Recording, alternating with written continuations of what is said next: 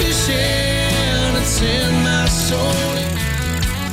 Welcome to the Salt Strong Podcast, disrupting fishing entertainment as you know it. Prepare to laugh. Prepare to get to know fishing legends in a whole new and unfiltered way. And on occasion, you might even learn a thing or two about fishing. Here's your host, Joe Simons. Like diamonds. We be drifting, baby. We're out here on a little grass flat, drifting. Don't even know what we have yet. I'm guessing it's a trout. Solid trout. It's a nice trout. Oh, lost it at the boat. Solid trout. The one that got away. Trout. Slam shady. So we had a lot of questions about just drifting a flat.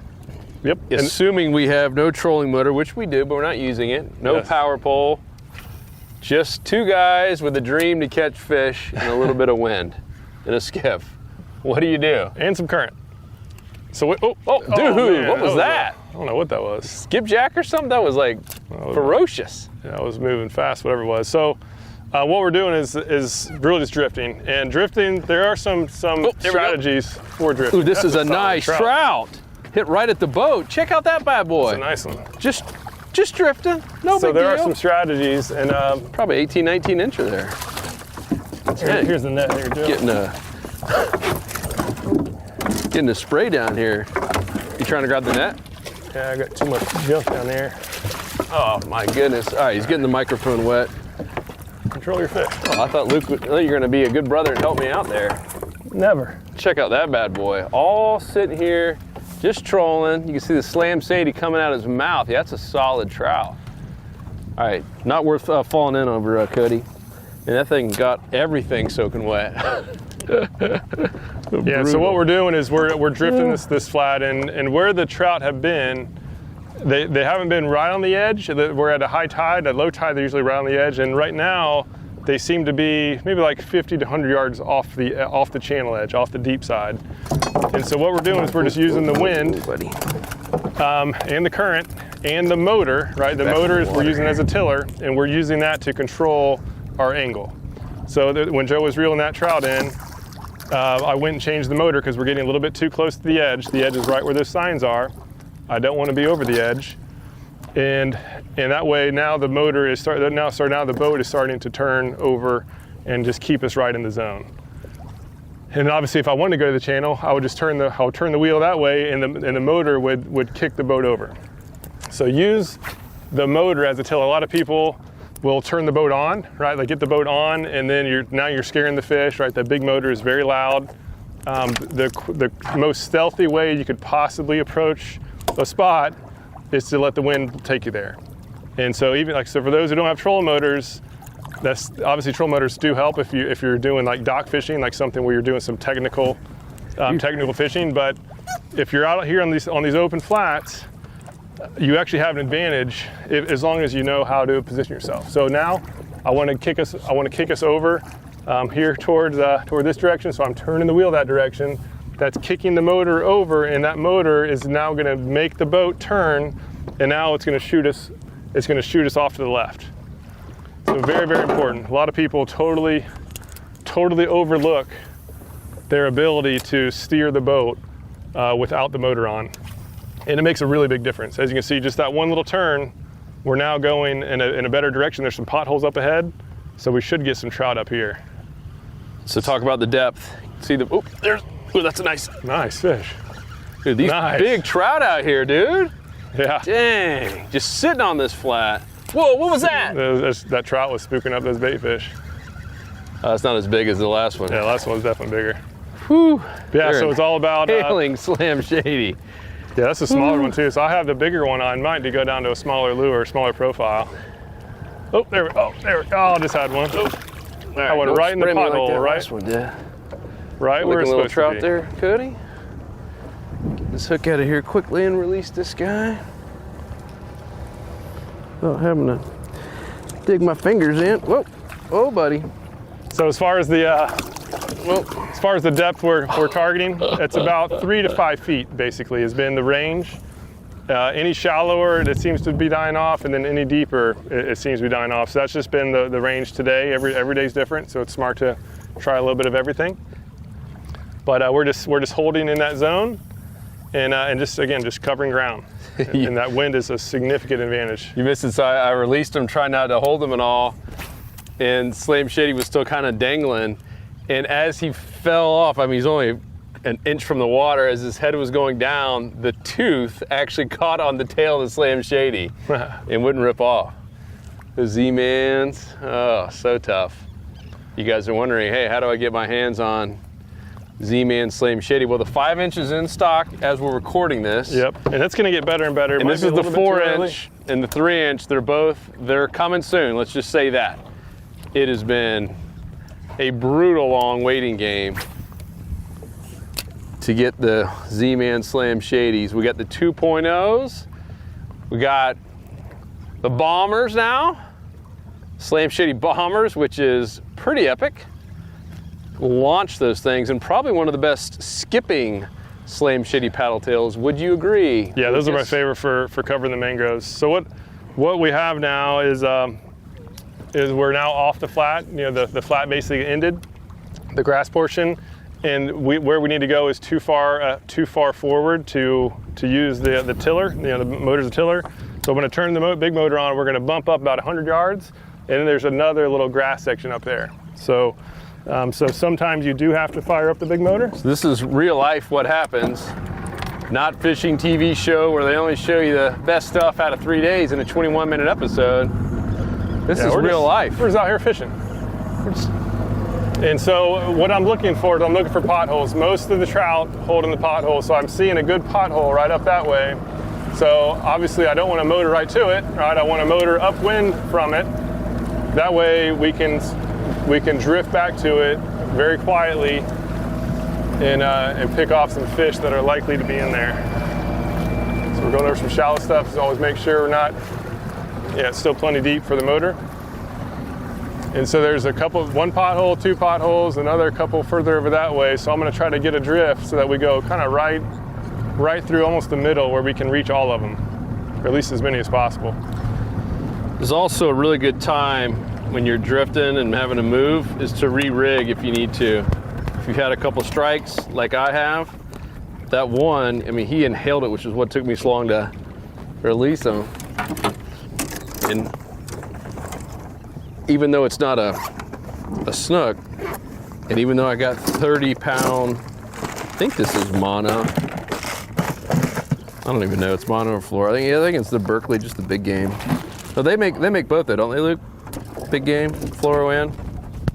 No, Berkeley vanishes the fluoro. Okay, so yeah, this is just good old-fashioned mono. But it will get chafed up there. So now my Slam Shady on my 1/4 ounce jig head, it looking solid. And this is that Trout eyes. I like both. You know, there's the redfish, which is a little bit longer. I don't like the redfish shank. Well, no one asked you. I'm the one talking right now. Yeah, Luke seems to like the Trout, and I'm using the Trout one right now. It's easier to rig. The easy rig with the Trout one. Right? Yeah, Trout one's easier to rig. The difference is the redfish eye has a bigger hook, and for soft plastics, it's all about rigging. The more material you have to rig through, the more of a chance that it's not going to be rigged exactly perfectly. So for that reason, I like the shorter shank hooks. And I haven't found, looks like we need to do a little turn. Just from doing some, I've been filming these jig heads underwater in good trout zones, and I've had a lot of trout hit on camera, and not a single one has hit toward the tail. So I'm very confident that switching to a shorter shank hook is not going to hurt your ability to catch trout. Trout in particular. There might be some fish. We haven't tried it with flounder or redfish. You'll have a harder chance of catching puffers. That's, if you want to go after those. Oh, really, Mr. Lizard Fish? It's the puffer. Who's caught the lizard and the catfish today? It's the puffers and pinfish that Luke has. that bite the tails, the tail biters. Yeah, so that is trout cool. Do not hit the tail. And same with all this underwater stuff that you've done and we've done with Peter Deeks. It's so cool to see what really happens under the water. Even like that one you did with the shrimp underneath your dock. Yep. A lot of people think, oh, they're just bait thieves, meaning they think it's the mangrove snapper and the sheep's head are just that tricky. And the sheep's head and mangrove snapper didn't even have a chance to get to it. It was all little pinfish. It was all the little, those are the real bait thieves. It's pretty cool to actually see it on camera. Yep. Yeah, we always knew that it happened, but it's just how aggressive those things are. It is insane. Like as soon as the bait got on the bottom, even before, right? Even before in some cases, as it's dropping, those pinfish were all over it. And if it wasn't a good bait, I mean, that bait is off in like 20 seconds. So basically, if you don't drop directly on a good fish, it's going to be pinfish food. There's a lot of birds back over that way. You can probably hear them in the background. Yeah, that's out in the channel. That's probably a bunch of mackerel, or a bunch of probably some ladyfish and mackerel. But I bring that up for a reason. You're doing something like this, just start looking around. Because if this goes on for 10 minutes and we don't cut a couple nice ones real quick, we head back over there if the goal is just to catch a bunch of fish. And I don't know, Cody, if you can look back there, but man, I mean, it's bird central. You guys see that? The birds aren't there because they're having a picnic, or I guess they are. It's because there's a ton of bait. They ain't just hanging around swirling, especially once you see them start diving. You know that it is go time. And that usually does mean mackerel, jacks, trout, ladyfish. But out there, you want to see those birds up on the flat, like up on the edge of the flat. That's out in the channel. So that's probably just all the roamer stuff. When they get up, the reason why you get up on a flat and those birds are there, that means there's bait fish there. That means the predators are undoubtedly going to be there as well. And when they're up on the flat, now you have the ambush predators there too. You have the trout. If it's near shoreline, you'll have the snook and the reds. Plus you can have the roamers too. You have everything. It just adds a lot more to the mix. So so when I'm doing these drifts, I almost always will stick like on some sort of structure. Right now we have grass. Fishing up in like Northeast Florida, look for a lot of areas with a lot of oysters, and it's the same exact premise. This bird is cover ground. In my slant. Ooh, a nice hit yeah, there. I just switched to a smaller tail. You go 3 or 4? I'm going the 2.0, the 3.5 inches. Ooh. That might be the secret weapon. That's what I started with. Yeah, we just have a little bit left, so we're about to be out of the grass flat, but. As I started drifting, right now we have, I just missed a good hit. I just had a hit too. We have a there we go. Oh, that was a solid one. There's definitely some nice fish over there. Yeah, we have probably a maybe 10, 12 mile an hour wind. There we go. Oh my gosh. And so it's moving us at a nice pace. Oh, no wonder. Bait got a little messed up. Jacked up my bait. Yeah, something drilled it. And it's just a great way to prospect an area. I get a nice windy day, and you can cover a ton of ground very quietly. And then when we do move, right, we'll just pick a different line. Or if it's really good, right, if we have one line that's awesome, just drift it again, and you'll catch a lot more fish. There's usually going to be a lot of fish around. Because the bad thing about going this fast is we are going to miss a bunch of fish too. Yeah. Yeah, we are. But more so in the wintertime when they're really in pocket. Like winter and spring, there are pockets of them. Oh, I thought that was the fish, but that's the bottom. Now in the summertime, channel marker, a lot of times they're a little bit more scattered around, which is why drifting is that much more effective. You can basically guarantee you're going to get into some fish catching if you're doing some good drifts. And especially for all of you in Freedom Boat Club, I know that's one of the things that we hear as a downside, is that most of the boats do not have trolling motors and or power poles. You don't have to have it. They definitely help, but situations like this, you can really, this has been a slow drift here, but you can really get a bunch of fish doing this. So what in terms of depth? Are you on the bottom or you got a hit there? I mentioned that before. I mean, 3 to 5 feet is now, right? But it changes. So that's part of what we share on our every Friday, our weekly game plans to Insider members, is share exactly what depths to look for and what tide cycles, just to make sure that just maximize the odds of that we call the 10% zone, right? That zone where at any given point in time, 90% of the fish are in 10% of the water. And so we report on a weekly basis exactly where that is. There we are. Oh, geez. Oh, Luke had a pinfish. Yeah, we'll pretend that didn't happen. It might have been a pinfish. You guys are listening and not watching. Drifting on a little grass flat, and Luke just caught a 3-inch pinfish on a 3.5-inch slam chain. Well, in reality, that's actually tougher to catch a pinfish than a trout. Yeah, you should be rewarded. Not mad, I'm actually impressed. That's a big stingray right there. Yeah, you never know what you're gonna see. And obviously when you see these big stingrays, that was one that had a wingspan of probably 4 feet. It was a southern ray, so it was even though it was on the bottom. A lot of times fish trail those. So cobia obviously are well known for trailing them, but I've caught some really nice redfish and sea trout, and even snooks up in the flat. Snook will trail them, because what those fish do is they use those stingrays as a free ride, and those stingrays are down the bottom scaring all sorts of stuff up, and those fish just sit there and just ambush all that bait that gets spooked up from that ray. So we might have to end it. We're off the flat, and so just given this, that first zone was by far the best, and that was on the up current and upwind side of this big flat. So that's something to be noted. So now what we're gonna do is we're gonna go around, go upwind, go further up, and then target. And now we know that our best odds are most likely to be on the top side, not the bottom side. That was evident. We stayed in the same depth of water. We were the same distance from the channel. All those fish were on the up current side. Yep. So that was at least the trend we've seen so far. We're gonna go do it another time or two and make sure that's locked in, and that'll really be it. That'll be like gonna be the 10% zone on this big flat. 90-10, baby. Yep. You guys haven't seen that webinar, search for it, 90-10. Finding the 90-10 zone on either YouTube or Salt Strong. Super, super helpful. It's about putting yourself in the small area where 90% of the feeding fish are. Wasn't just Frank Sargent, so many pros and experts have said that you're gonna find 90% of the feeding fish in just 10% of any area. So go check that one out, and hopefully this was helpful.